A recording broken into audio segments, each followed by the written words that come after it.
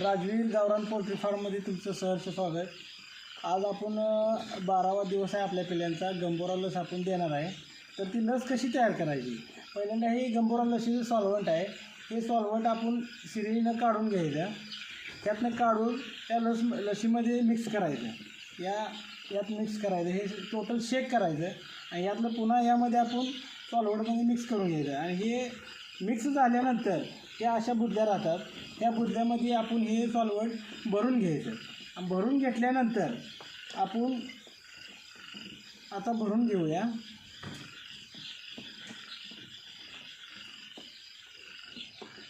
हे पहा, हे असं बुदलीमध्ये भरून घ्यायचं.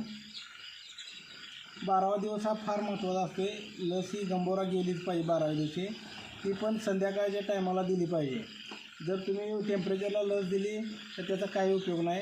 लस थंड करण्यासाठी बर्फाचं पाणी, असं बर्फ असला तरी चालेल, बर्फाचं पाणी येतं, पण थंड ही लस ही टोटल थंडच पाहिजे. हे बघा, अशा प्रकारे आपण गंभोरा लस देतो शेडवर. आपल्या प्रत्येक पिल्ल्याच्या डोळ्यामध्ये एक टिपका पडला पाहिजे.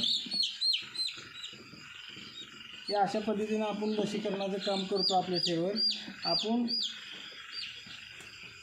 कोणताही पक्षी चुकला नाही पाहिजे याची काळजी घ्यायची. हा गंभोरा लस ही फार महत्त्वाची आहे पिल्लांसाठी. आपल्या शेडवर जर भविष्यात आजार येऊ नये असं वाटत असेल तर ह्या लसीचं काम प्रॉपरली झालंच पाहिजे. ओके, धन्यवाद.